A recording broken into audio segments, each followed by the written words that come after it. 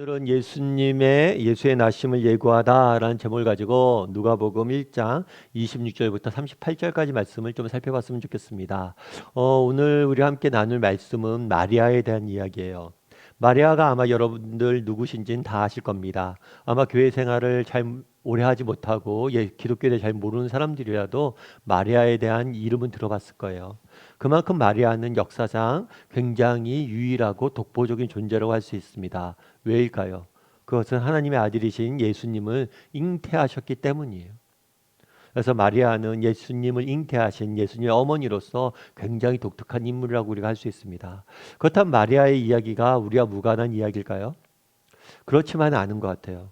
왜냐하면 우리 역시 마리아와 같은 은혜를 받았기 때문입니다. 성경은 우리가 예수님을 믿는 순간 성령 하나님께서 우리 안에 들어오셔서 우리와 함께 거하신다라고 이야기를 해요. 그날에 마리아가 하나님의 성령으로 잉태되어진 것처럼 정말 우리도 하나님이 우리 안에 거하는 놀라운 기적 같은 일을 경험하고 사는 사람이죠. 그런 면에서 우리와 마리아는 같은 입장에 있다고 볼 수가 있어요. 그래서 오늘 저는 여러분과 함께 마리아의 모습에 대해 좀 살펴보길 원합니다. 그래서 이 마리아의 모습 속에서 성령을 받은 자로서 우리가 믿는 자로서 어떻게 살지에 대해서 몇 가지 이야기를 좀 나눠봤으면 좋겠습니다. 먼저 28절과 29절 말씀 같이 한번 읽어볼까요? 같이 읽도록 하겠습니다. 그에게 들어가 이르되 은혜를 받은 자여 평안할지어다 주께서 너와 함께 하시도다 하니 처녀가 그 말을 듣고 놀라 이런 인사가 어찌함인가 생각하매. 여기서 그에게 들어가 했을 때 그는 마리아죠. 그러니까 천사 가브리엘이 마리아에게 나타납니다. 나타나서 말하는 거죠. 마리아에게 뭐라고 얘기했냐면 은혜를 받은 자여 평안할지어다 주께서 너와 함께 하신도다. 주께서 너와 함께 하신도다라고 이야기를 해요. 여러분 어떻습니까? 천사가 나타나서 하나님이 나타나서 우리에게 하나님이 너희와 함께 할 것이다 이런 말씀을 한다면 여러분들 뭐라고 답하겠어요? 아멘 하고 답하겠죠. 감사합니다. 그런데 오늘 본문에 보면 마리아의 반응은 달라요. 이 이야기를 하니까 마리아가 그 말을 듣고 어땠다고요? 놀랬다고 그랬어요. 놀랐다. 그렇다면 왜 이 말을 놀랍게 여겼을까요? 왜 이 말을 놀랍게 여겼을까요? 이 말에 대해서 마리아가 이렇게 놀랍게 여긴 것은 우리가 그 당시에 유대인들의 생각을 좀 알아야 됩니다. 유대인들은 하나님에 대한 경외감 굉장히 컸어요. 그래서 유대인들 같은 경우에 하나님은 저 높은 곳에 계신 무한하신 분이라는 그런 생각들이 있었습니다. 사실 동양 종교는 약간 이론론적인 경향들이 있어요. 그래서 신이 내게 임했다, 이렇게 신 들렸다 이런 표현들 잘 쓰죠. 그래서 신이 우리와 함께 한다는 걸 자연스럽게 받아들입니다. 그리고 서양의 종교들 중에서도 다신론이 있어요. 그러니까 다양한 신들을 믿는 종교죠. 예를 들면 그리스 로마 신화와 같은 거겠죠. 그런데 이런 다신론을 믿는 종교들 보면 인간의 모습을 하고 신이 오는 경우들이 있어요. 그래서 동양 사람들이나 다신론을 믿는 사람들은 신이 우리와 함께 하시고 인간의 모습을 입고 오셨다 이것들에 대해서 쉽게 받아들입니다. 하지만 유대인들은 그렇지 않아요. 유대인들은 유일하고 전능하고 무한하신 하나님을 믿었어요. 그런 하늘에 계신 하나님이 인간과 함께 하신다? 그것은 도저히 상상조차도 할 수 없는 일이에요. 그래서 유대인들이 가장 존경하는 영적인 지도자인 모세와 같은 경우도 하나님의 등만 겨우 봤어요. 그만큼 하나님이 우리와 함께 하신다는 것은 이해하기 어려운 일이었어요. 그들의 입장에서 보면. 그런데 하물며 모세도 아닌 나와 같은 보잘것없는 여자, 그 당시에 여인은 남자와 구별이 되었어요. 인간으로서 취급을 받지 못했어요. 그는 나같이 비천하고 보잘것없는 나에게 하나님이 함께 하신다? 그거는 놀라운 일이고 이해하기 힘든 일이었어요. 그렇기 때문에 마리아는 뭘 했던 거예요? 이 말을 듣고 놀랐어요. 놀란 다음에 또 뭐라고 되어 있냐면 이렇게 표현됐어요. 처녀가 그 말을 듣고 놀랐고 이런 인사가 어찌함이냐라고 생각하고 어떻게 하나님이 나와 함께 한다고 인사했지? 이건 말도 안 되는 이야기야 라면서 생각했다라고 되어 있어요. 그런데 우리나라 말로는 생각했다라고 되어 있는데 이걸 원어적으로 보면 이거는 회계 용어예요. 회계 아시죠? 돈 계산하고 이렇게 하는 회계 용어로 어떤 의미냐면 감사를 실시하다. 이 감사는 땡큐라는 의미가 아니죠. 여러분 기업에서 어떤 것들을 재정이나 이런 분들 잘 썼는지 안 썼는지 꼼꼼히 감사위원이 와서 살피는 거예요. 숫자를 하나하나 대조해보고 혹시나 잘못 쓰는 곳이 없는지 영수증을 대조해보고 이렇게 감사를 실시하는 것처럼 꼼꼼히 살핀다는 거예요. 다르게 표현하면 이성을 활용을 해서 꼼꼼하게 자세하게 생각하고 살피는 것. 이것이 생각하는 거예요. 그래서 이 표현, 생각하매라는 표현을 통해서 우리가 알 수 있는 건 뭘까요? 그것은 우리의 믿음이라는 게, 인간의 지성, 인간의 이성을 포함한 전인격적인 반응이란 걸 알 수가 있어요. 뭐라고요? 우리의 믿음이 어떤 거라고요? 인간의 이성과 지성을 포함한 전인격적인 반응이란 거예요. 예를 들면 그런 거예요. 세상 사람들이 그런 얘기를 많이 하죠. 기독교는, 종교는 비이성적이다. 무조건 믿으라고만 한다. 이런 이야기를 합니다. 실제로 그런 면이 있어요. 우리는 인간 이성의 한계를 인정을 합니다. 우리 인간의 이성을 가지고 완전하신 하나님을 온전히 이해하는 건 불가능해요. 인간의 이성만으로 결코 하나님을 우리가 알 수가 없습니다. 그렇다고 해서 우리 기독교가 인간의 이성, 지성의 역할들을 과소평가하거나 무시하지 않아요. 이성과 지성은 하나님이 주신 좋은 선물입니다. 그날에 마리아는 뭐를 했다고 그랬어요? 하나님의 말씀을 듣고 생각했다고 그랬어요. 꼼꼼히 살펴보고 이성을 활용해서 깊이 묵상하고 살폈다고 생각해봤다, 고민했다고 이야기합니다. 우리도 이럴 수 있어야 돼요. 정말 기독교는 무조건 믿는 종교가 아닙니다. 정말 우리의 이성으로서, 정말 우리의 생각으로서 꼼꼼히 하나 두 개 살펴보고 따져 보아야 되는 거예요. 여러분 혹시 이분의 알리스더 맥그라스란 분이 계세요. 이분은 신학자고 굉장히 유명한 신학자이고 목회자이기도 합니다. 그런데 이분이 옥스포드에서 기독교 개론에 대해서 좀 가르쳤어요. 근데 이 수업 시간에 그런 일이 한 번 있었대요. 어떤 학생이 손을 들더니만 저희 교수님, 저는 도대체 하나님을 믿을 수가 없습니다. 저는 아무리 하나님을 믿으려고 해도 믿을 수가 없어요. 그래갖고 물은 거죠. 왜 하나님을 믿지 못하냐 그랬더니만 하나님은요 이렇고 이렇잖아요. 이렇게 이런데 그런 하나님을 어떻게 믿죠? 라고 말한 거예요. 그랬을 때 이 맥그레스 목사님이 뭐라고 했냐면 학생이 하나님이 이렇다라고 얘기했는데 진짜 하나님이 그런 분이라면 나도 안 믿겠다고. 그런 하나님이라면 나도 안 믿겠다고. 학생의 문제는 뭐냐면 하나님에 대해서 오해하고 있다는 거예요. 당신이 알고 있는 하나님이랑 나도 안 믿겠다는 거예요. 그러면서 오해가 문제라는 거예요. 그런데 이거는 우리 믿는 사람도 마찬가지일 수 있어요. 우리도 우리의 믿음에 성장하지 못하는 이유, 또 우리의 믿음이 자라지 못하는 이유가 뭐일 수 있어요? 오해일 수 있어요. 어쩌면 마리아나 그 당시 유대인들은 하나님에 대해서 오해하고 있을 수 있었죠. 하나님이 우리와 함께 하신다고? 그게 가능해? 내게 들어오셨다고? 나같이 비천한 사람에게 하나님 찾아온다고? 그게 가능해? 불가능해 라는 오해가 있었어요.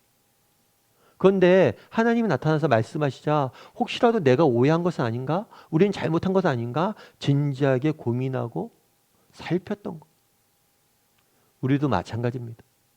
정말 우리가 정말 하나님에 대해서 마리아에게서 배울 수 있는 모습은 뭡니까? 그것은 하나님에 대해서 뭐예요? 알아가야 된다는 거. 하나님에 대해서 배워야 된다는 거. 하나님에 대해서 열심을 갖고 고민해야 돼요. 정말 꼼꼼히 따져보고 배워야 되는 거예요. 그럼 우리는 어떠해요? 우리는 혹시라도 하나님에 대해서 오해하고 있지는 않습니까? 정말 하나님에 대해서 배우고 있습니까? 우리는? 제가 최근에 어떤 책에서 읽었는데 좀 재밌는 이야기를 좀 읽었어요. 이게 뉴욕에 있는 어느 대학에서 어떤 연구를 하나 했대요. 연구를. 그런데 조금 특이한 연구를 했어요. 어떤 연구를 했냐면 한 방이 있어요. 한 방을 혼자 쓰는 아이와 여럿이 같이 쓰는 아이. 그러니까 우리가 집에 있다 보면 어떤 사람들은 독방에서 아이가 혼자 쓰는 경우가 있죠. 그런데 어떤 집은 한 방에서 여러 명이 쓰는 그런 집도 있죠. 이 두 가지 경우를 비교했어요. 비교해서 장기간 추적 조사를 했습니다. 그래서 두 경우에 어떻게 나타나는지. 그런데 재미있는 결론은 뭐냐면 한 방을 혼자 쓴 사람보다는 한 방을 여러 명이 쓴 사람이 사회 적응도도 높고 또 뭐도 높았냐면 지능도 높은 거예요. 뭐 사회 적응도야 그럴 수 있잖아요. 예를 들면 둘이 만나서 늘 같이 한 방을 쓰고 그러니까 적응할 수 있고 사회성이 높아질 수 있겠죠. 근데 지능까지 높아졌다고 그러는 거예요. 특이한 일이죠. 그럼 왜 이런 현상이 일어났을까요? 아무래도 한 방을 쓰다 보니까 같이 대화하는 시간도 많고 한 방을 쓰다 보니 같은 주제 갖고 이야기하는 시간도 많으니까 서로가 이야기를 통해서 어떤 지능이 발전할 수 있는 계기가 생겼을 수 있겠죠. 근데 제가 이 이야기를 보면서 참 재밌다라고 생각했어요. 참 하나님이 인간을 신비롭게 지었다라고 생각했어요. 인간은 공동체 안에서 자라갈 수 있도록 지음받은 거. 외딴 섬이 아니라. 그래서 교회 공동체가 필요한 거고 주일학교가 필요한 거고 우리 다락방이나 이런 것들이 필요한 거. 제가 이 이야기를 들으면서 참 하나님이 신비롭다는 생각이 들었어요. 여러분 하나님에 대해서 알아야 되잖아요. 정말 이 세상 모든 만물을 지으신 분이 누구예요? 하나님이. 그럼 하나님이 세상을 왜 지었고 어떻게 지었고 과연 무엇을 위해서 지었는지 알아야지 이 땅은 살죠. 배워야 되잖아요. 그런데 우리는 배우고 있습니까? 혹시 하나님에 대해서 정말 오해하고 알지 못한 채 살아가고 있진 않냐는 거예요. 마리아가 그날에 하나님 말씀을 듣고 제일 먼저 한 일은 뭐예요? 생각했다라고 그랬어요. 우리도 정말 생각할 수 있어야 됩니다. 날마다 하나님 말씀을 배워야 돼요. 그리고 하나님이 어떤 분이신지 생각하고 고민하고 정말 하나님을 찾으려고 노력을 해야 돼요. 하나님에 대해서 이해하려고 노력을 해야 돼요. 바라기는 우리 다음에 식구들이 정말 하나님에 대해서 조금 더 배우고 알아가는 시간들이었으면 좋겠어요. 특별히 이번 주간은 성탄이 있습니다. 성탄이 왜 우리에게 의미가 있어요? 이 땅에 오신 예수님, 그분을 통해서 우리는 무엇을 배울 수 있는 거예요? 하나님이 어떤 분이신지를 배울 수 있는 거예요. 보이지 않는 하나님을 보는, 직접 눈에 보이는 예수님의 모습을 통해서 발견할 수 있는 거예요. 그래서 우리는 예수님에 대해서 배우고 하나님에 대해서 배워야 되는 거예요.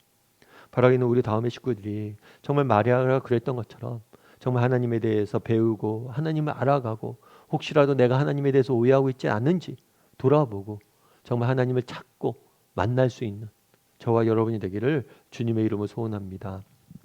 두 번째로 37절과 38절 말씀을 같이 한번 읽어볼까요? 같이 읽도록 하겠습니다. 대저 하나님의 모든 말씀은 능하지 못하심이 없느니라.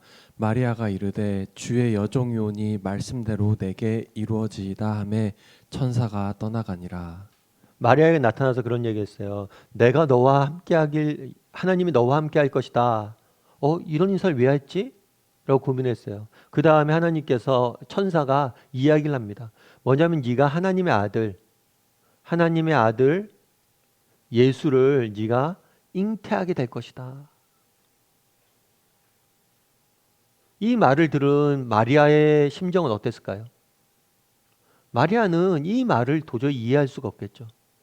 왜 이해할 수 없어요? 하나님이 나와 함께 한다는 것도 이해할 수 없는데 하나님의 아들을 임신한다고?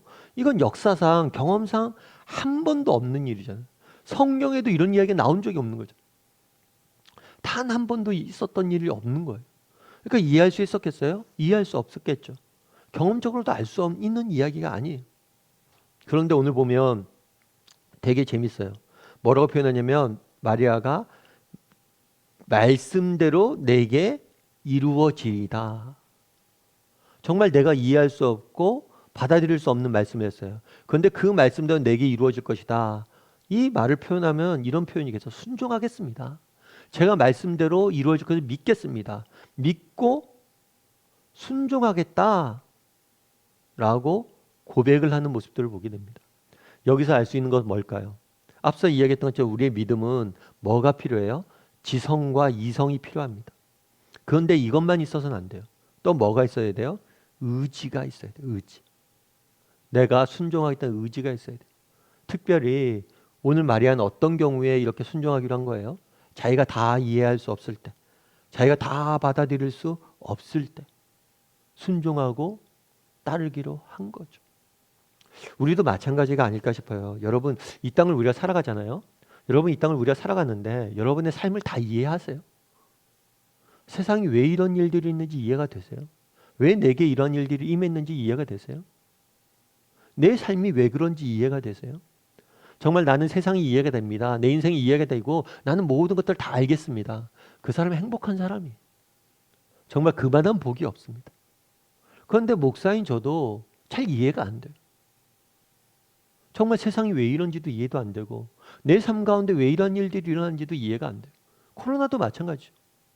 왜 지금 이 시기에 이런 코로나가 일어났고 왜 이로 인해서 수많은 성도들이 고난당해야 되고 왜 이 땅에 이런 아픔들이 있어야 되는지 우리가 어떻게 다 이해합니까?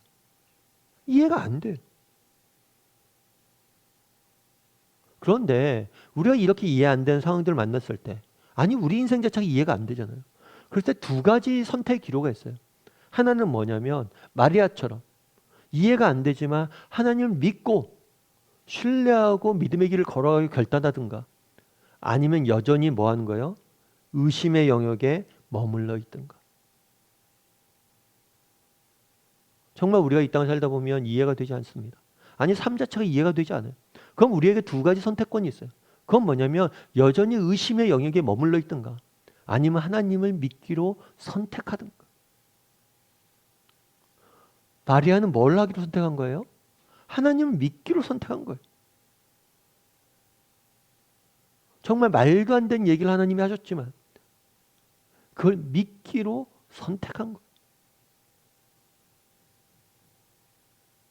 그럼 마리아는 어떻게 하나님을 믿기로 선택할 수 있었을까요? 그것은 마리아의 앞에 이야기에서 나올 수가 있죠. 뭐라고 되어 있냐면 이르되 주의 여종이오니 라고 이야기했어요. 주의 여종이오니. 여기서 주라는 표현과 우린 여종이라는 표현을 볼 수가 있어요. 주님, 모든 것의 주권자, 주관자. 그리고 앞에 뭐라고 됐어요? 대저 하나님의 모든 말씀은 능하지 못함이 없느니라. 전능하신 하나님. 우리 하나님 누구냐는 거예요. 전능하신 분이라는 거예요. 내가 다 이해할 수 없지만 하나님께서 못할 일이 어딨냐는 거예요. 그리고 또 뭐라고 됐어요? 여종. 여종은 하나님과 우리와의 관계를 보는 거죠. 하나님이 누구신가? 와 하나님이 나와 어떤 관계인가? 이 두 가지를 생각하고 뭘 한 거예요? 하나님을 믿기로 선택한 거예요. 나의 여종이다. 그분이 나의 주인이시고 내 인생을 인도하시는 분이다. 라는 고백이 있었기 때문에 순종할 수 있는 거예요. 결국에 그날에 마리아는 어떻게 이렇게 이해되지 못하는 상황 속에서 순종할 수 있었습니까? 하나님이 어떤 분이시고 그분이 나와 어떤 관계를 맺고 있는지를 알았던 거예요. 우리도 마찬가지예요. 정말 이 땅을 살다 보면 우리가 이해가 다 안 됩니다. 내게 왜 이런 일들이 일어날지 어떻게 알아요? 그때 우리가 기억할 것이 있어요. 그건 뭐냐면 우리가 믿는 하나님 누구냐는 거예요. 여러분이 믿는 하나님은 누구십니까? 정말 하나님이 전능하신 분이라고 믿습니까? 그리고 전능하신 그분이 나의 아버지 됐다고 믿으세요? 만약 전능하신 그분이 나의 아버지라고 믿는다면 우리가 염려하고 걱정할 필요가 있을까요? 우리 가끔 그런 경험들 하잖아요. 우리가 어렸을 때 부모님들 우리에게 뭐 하라고 그러잖아요. 야야 이거 해라. 그랬을 때 그때 다 이해가 되나요?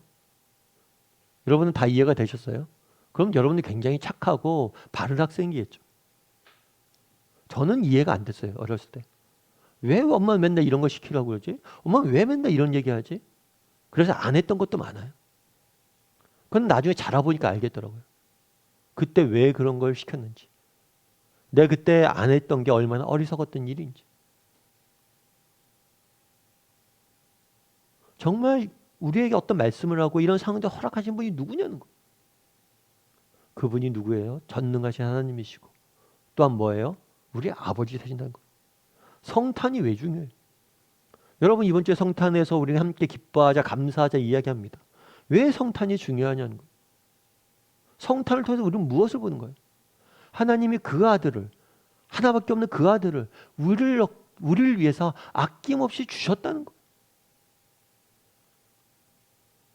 정말 하나밖에 없는 아들을 십자가에 내어주기까지 우리를 사랑하셨던 그분인데 아들마저도 아낌없이 주셨는데 그분이 무엇을 아끼겠어요?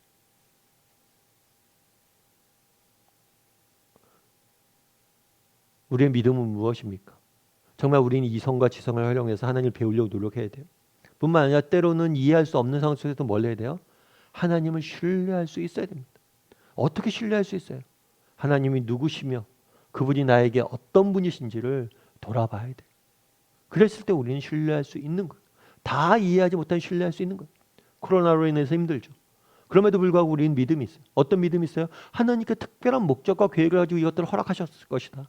이 식을 통해서 나를 더욱더 아름답게 빚을 것이다. 어떻게 그렇게 생각할 수 있어요? 이전에 하나님이 그러 분이셨기 때문, 역사 속에서 내 삶 가운데서 그렇게 역사하셨기 때문이. 개인적으로 코로나 이외에도 개인적으로 여러분들 어려운 상황들이 있을 수 있습니다. 정말 내가 원하지 않았던 상황과 고통과 어려움들이 있을 수 있어요. 때로는 재정적으로, 때로는 관계적으로, 때로는 정말 오랫동안 기도했던 것들이 이루어지지 않는 그런 순간들이 있을 수 있어요. 그럼에도 불구하고 우리가 정말 하나님의 뜻에 순종하고 믿음의 길을 걸어가기 결단할 수 있습니다. 왜요? 우리 하나님이 계시잖아요. 아들을 보내주신 하나님이 계시잖아요. 여러분 이런 책이 있어요. 어떤 책이 있냐면 백영옥 씨가 지은 빨간 머리 애니 하는 말이라는 책이 있어요. 그러니까 이 책은 뭐냐면 여기 빨간 머리 애니라고 여러분 아세요? TV 애니메이션이에요. 애니메이션. 그런데 이게 여기에 보면 11살 난 여자아이가 등장을 해요. 이 아이는 고아원에서 자라고 있는 그런 어쩌면 불우한 아이죠. 그런데 그 아이가 얘 이야기를 담은 만화인데 애니메이션인데 이 대사 중에는 빨간 머리 애니 한 멋있는 대사가 많이 나와요. 그래서 그것들을 보고 그 대사들을 이렇게 책으로 만들어 놓은 거예요.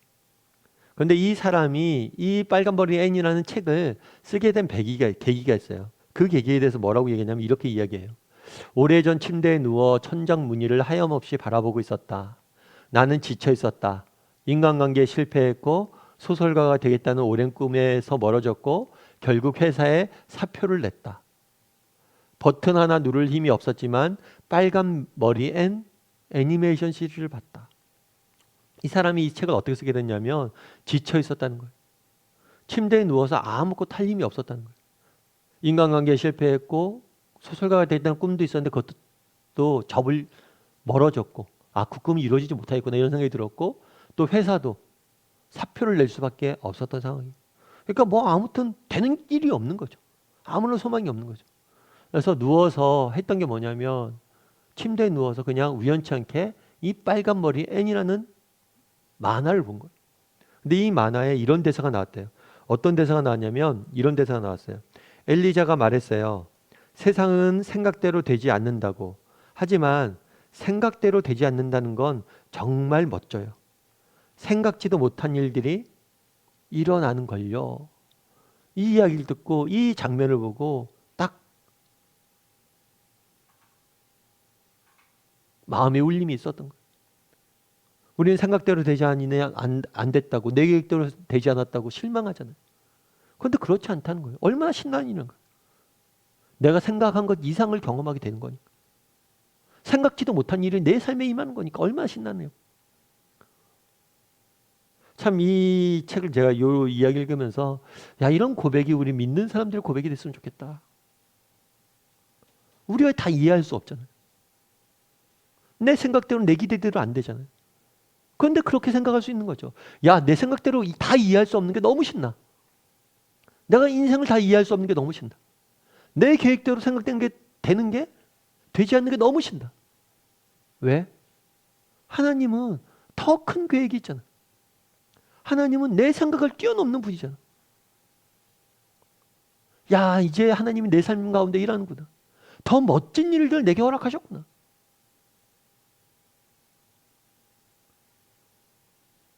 우리에게 이런 고백을 할 수 있으면 얼마나 행복할까.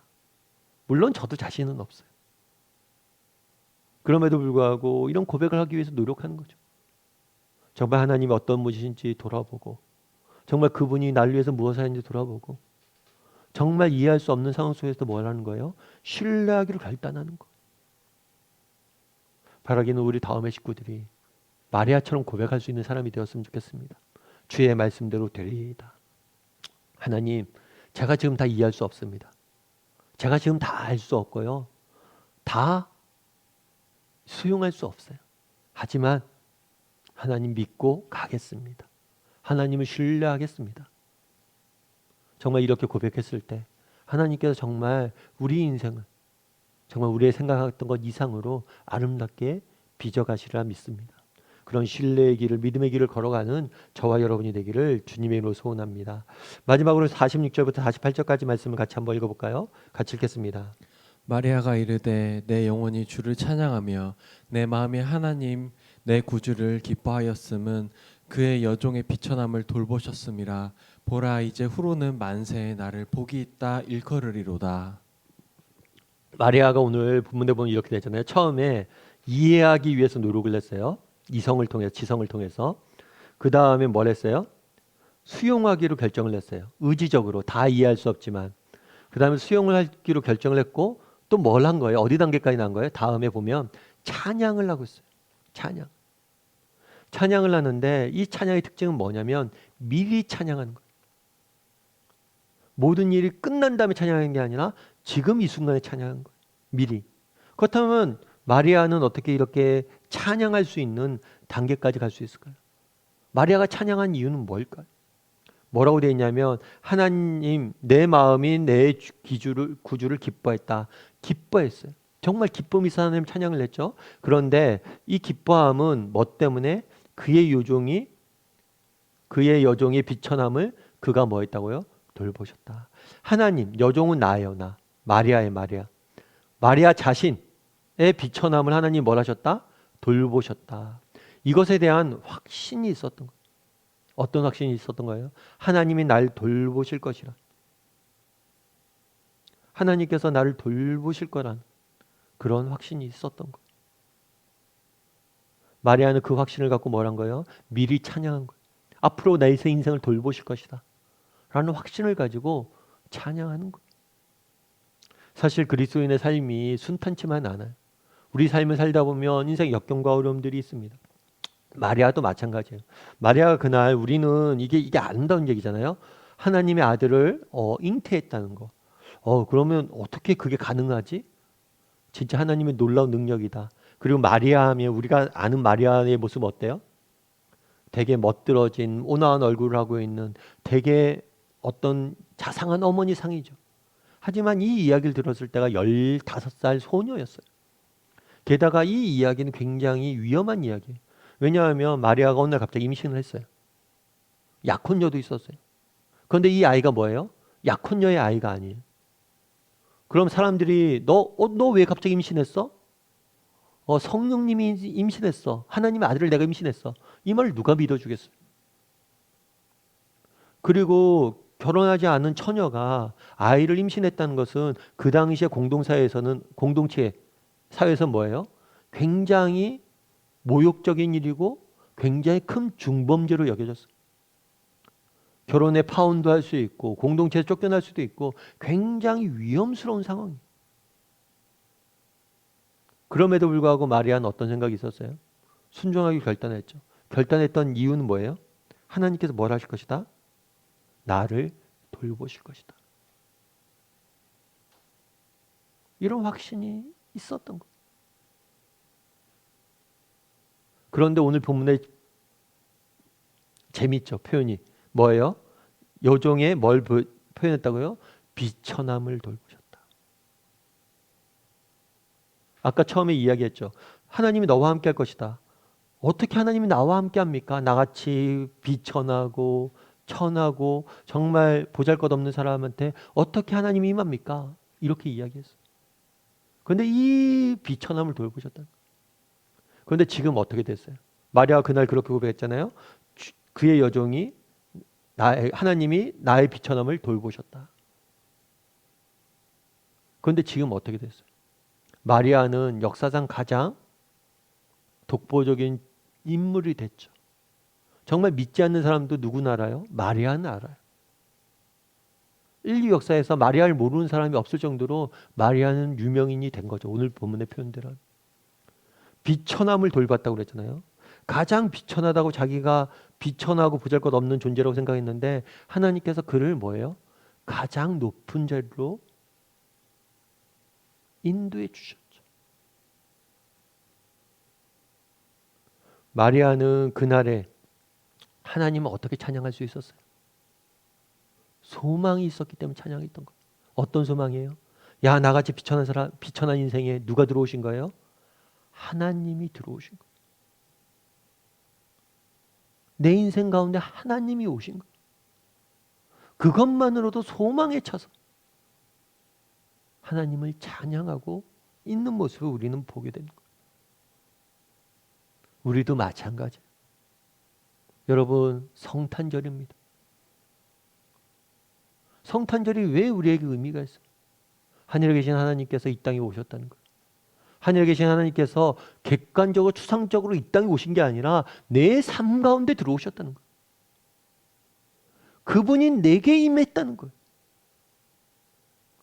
그분이 나를 돌보실 것이고 날 높이실 거라는 거예요. 내 비천함을 없앨 거라는 거예요. 하나님을 과소평가하면 안 됩니다. 정말 기뻐했으면 좋겠어요. 우리도 정말 이번 한 주간 마리아에게 했던 것처럼 찬양했으면 좋겠습니다. 왜요? 하나님이 우리에게 들어오셨잖아요. 그분이 나에게 들어와 계시잖아요. 내 인생을 돌볼 거잖아요. 나의 비천함을 돌볼 거잖아요. 그리고 우리를 영광 가운데 인도할 거잖아요. 그 하나님을 찬양했으면 좋겠어요. 이번 한 주간 찬양했으면 좋겠어요. 그분이 우리 삶 가운데 들어오셨다는 사실로 인해서. 그래서 이번 한 주간 정말 오늘 말씀을 정리할까 합니다. 마리아를 통해서 우리는 무엇을 배워야 됩니까? 우리는 하나님에 대해서 알아야 됩니다. 또 마리아를 통해서 무엇을 우리는 발견할 수 있습니까? 때로는 이해할 수 없어도 하나님을 신뢰하기를 선택해야 됩니다. 그리고 마리아의 모습 속에서 무엇을 배울 수 있습니까? 하나님이 내게 들어왔다는 사실, 나의 비천함을 돌볼 거라는 그 확신을 가지고 소망을 가지고 찬양했으면 좋겠습니다. 바라기는 정말 마리아가 그날을 가졌던 이 소망이, 이 믿음이 우리의 것이 되길 원하고 우리도 그렇게 마리아처럼 찬양하며 하나님을 높일 수 있는 사람들이 되기를 주님의 이름으로 소원합니다.